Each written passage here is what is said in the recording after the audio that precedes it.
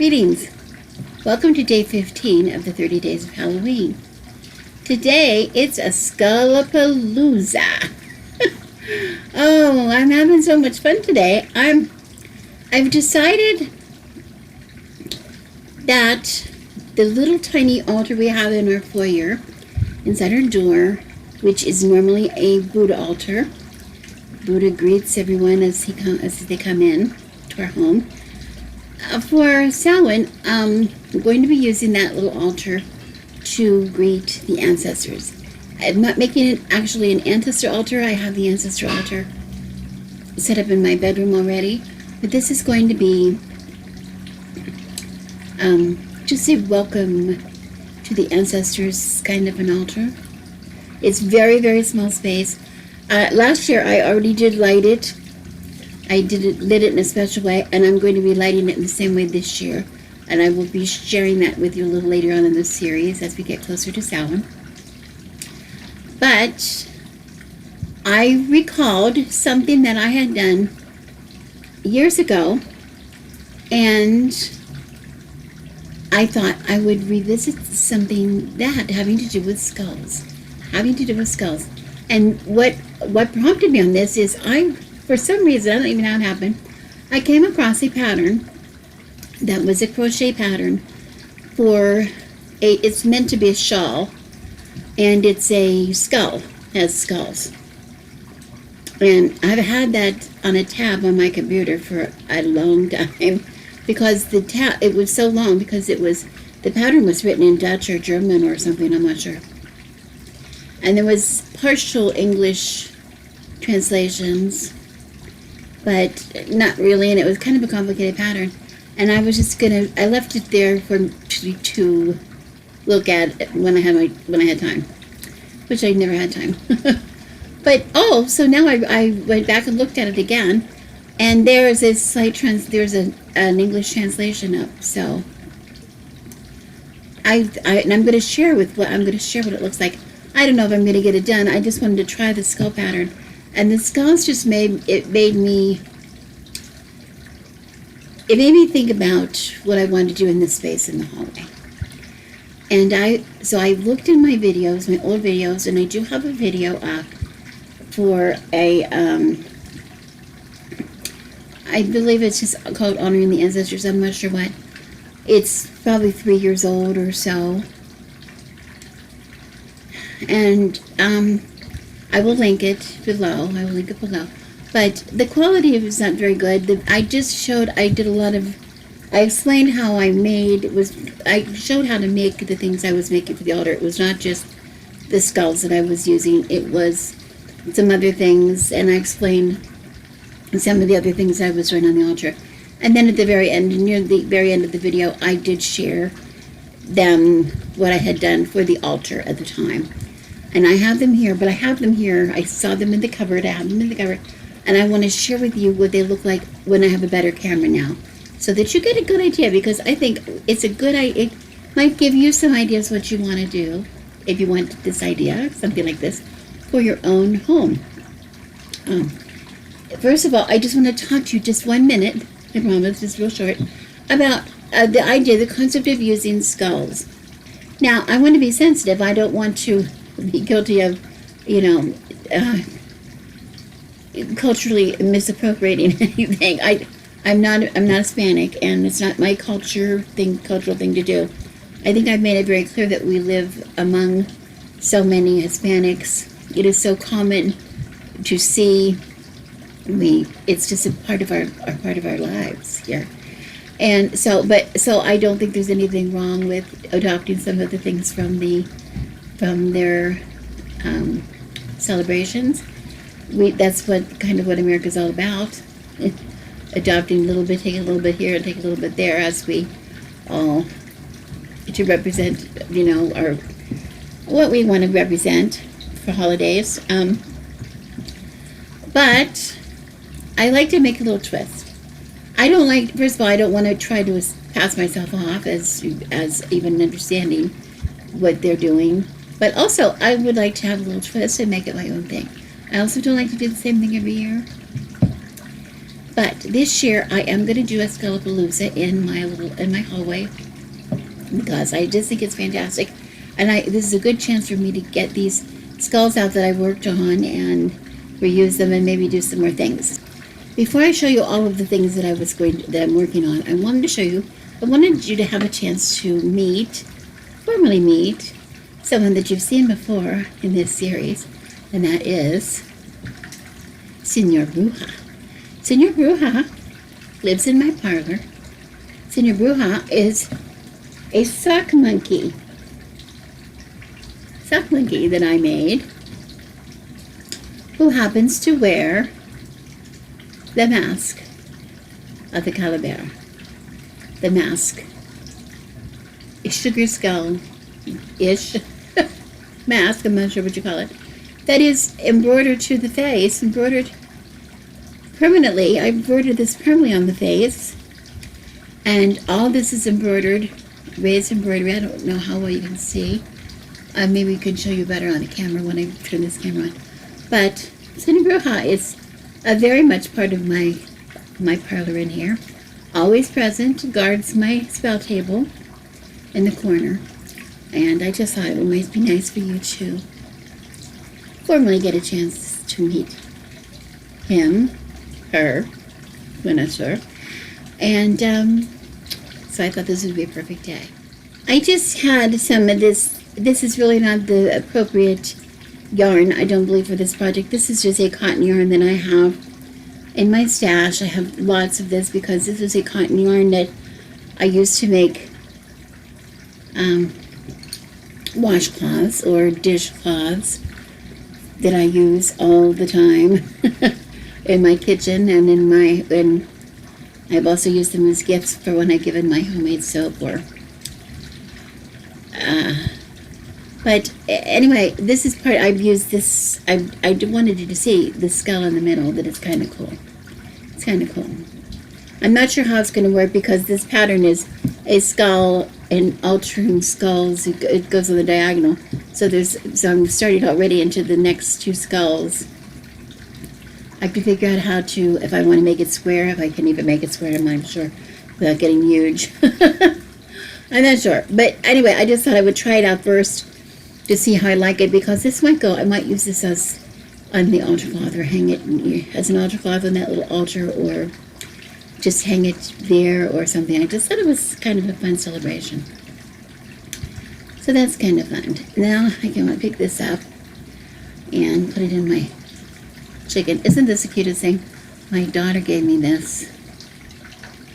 It's a little bowl where you can put your ball in there and it keeps it from falling off onto the floor while you're working.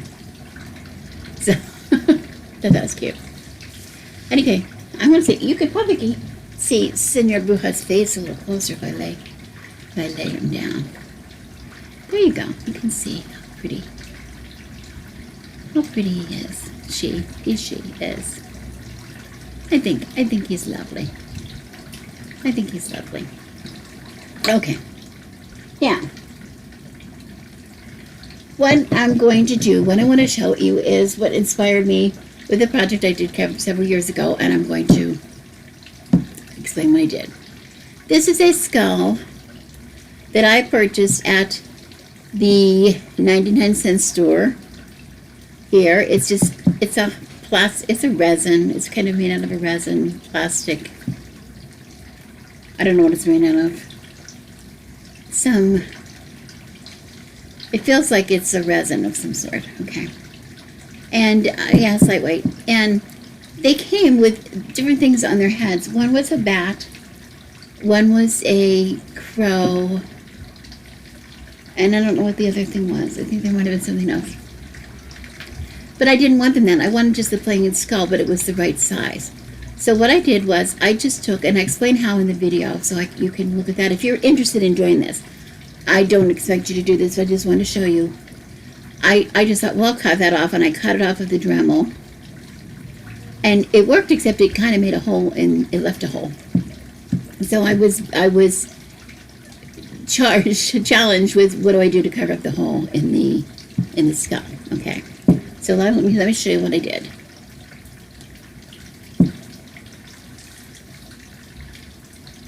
oh, this one I left on. This was the bird. This is the bird.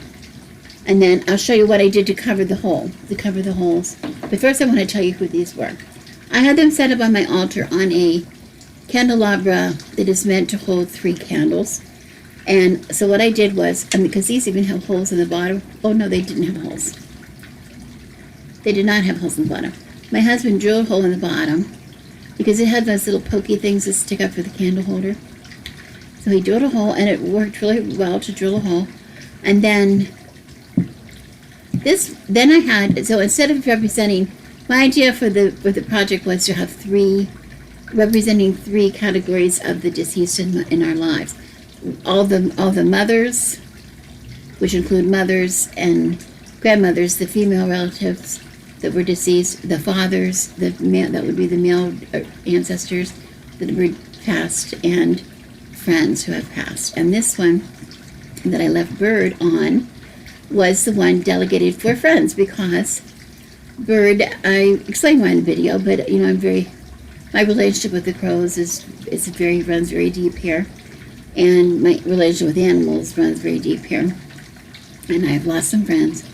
And so what I have on here, I have this decorated, I just painted some flowers, like flower power kind of thing from the 1960s, and love and peace on the top, just with acrylic paint that I just happen to have in my cupboard. Nothing special. And oh, the colors, it just shows up so lovely on the skull. So this one was to represent the friends. This one was representing the fathers. And this is what I did here, because here I had the hole, it left the hole in the top.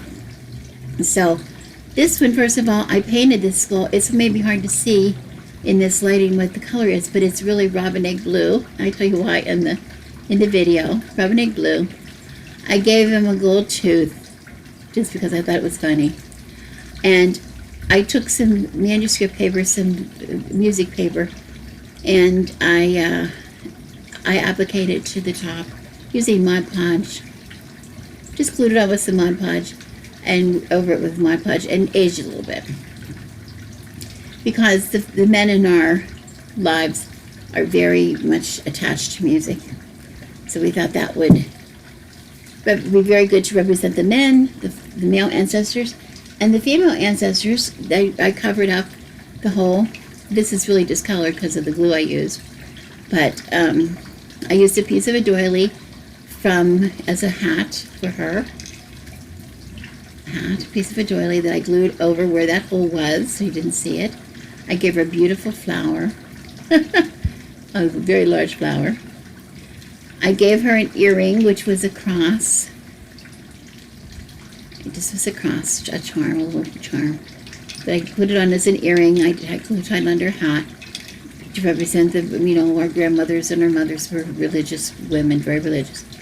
And I glittered up her eyes so that she would be fancy.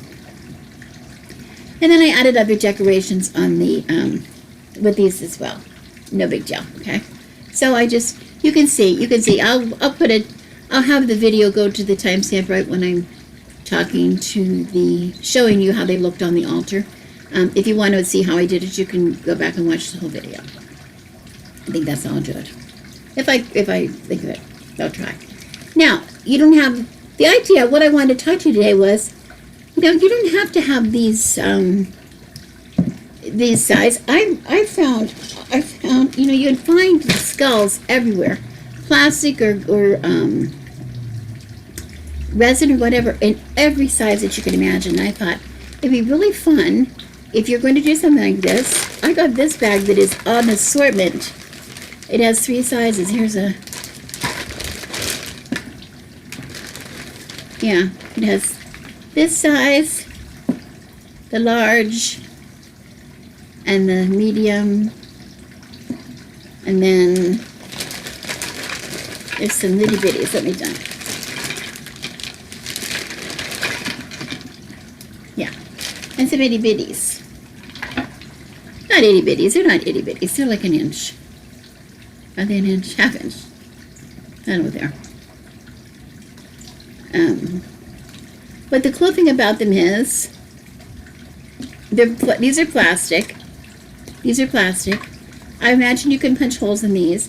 You could do a lot of things with these. If you wanted to decorate, skulls to represent your ancestors, you can decorate them just, as pretty skulls. But if you wanted to put representations of your own ancestors on the skulls, what are their favorite colors, or what are their, or like you can use the idea that I used here with the decoupage. Cut out something to represent a flower or something that they loved, and put that if you want, if you have the same, you want to apply a picture or something to them, or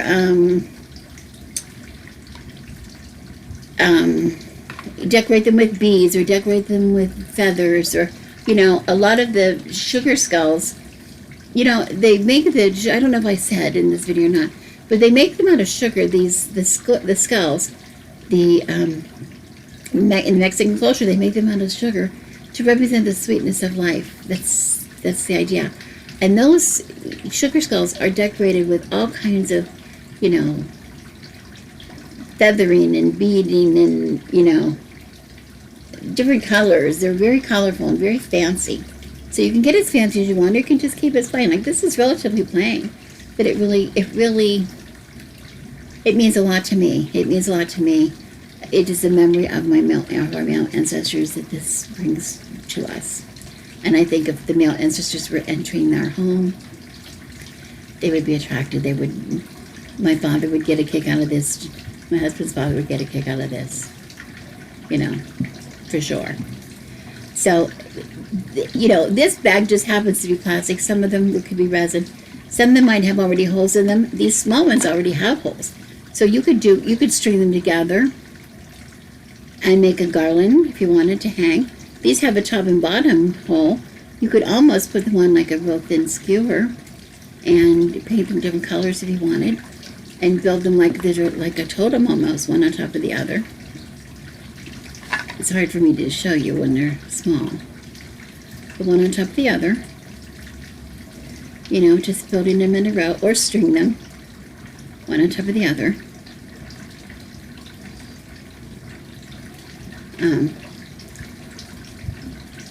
You can apply them to the top. You can take a size like this kind of a size, and you can glue it. Hot glue would work well with these. You can top a bottle. If you're putting a bottle on your altar to represent, perhaps you had a favorite beverage, a bottle or something that your ancestor would like, you could use this for a bottle to decorate the bottle some way with the representation of the ancestor. You could add a candle. Some of the bigger ones, the way they sit, you could almost put a hole in the top, or just hot glue a candle to the top of the skull. I guess I wouldn't go too tall with the candle, and of course you're going to be attending this while you watch it. You're not going to let it burn down completely, but because you wouldn't want the plastic to burn. This one, it wouldn't matter. This is resin. I think this would be fine. But you could put the candle, as long as it would stay. If you could secure it so that it would stay secure, you could have a candle lit for each. Remember we talked yesterday about having a candle for each ancestor. It could sit on the skull of the ancestor. That would look really, really cute. You might choose not to use skulls on your altar, and that's perfectly fine. There's a lot of other things you can do on your altar. But if you do, I just want you to know you're not limited to the idea of having something painted as a sugar skull. You can actually paint the whole skull. I mean, you can decorate it in any way you choose.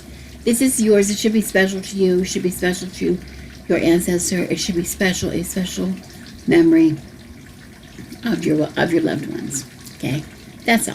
I'd love to see what you're going to do. If you're going to do anything with skulls, I'd love to have you share it. Didn't want to take a long time. Again, check out the link that I have below.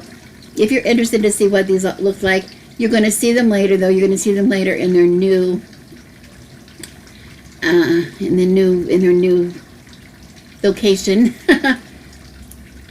in the hallway for Samhain. You're going to see that coming up. Look, it's coming before you know it. Okay, thank you so much for watching, and I'll see you again. I wish you blessings.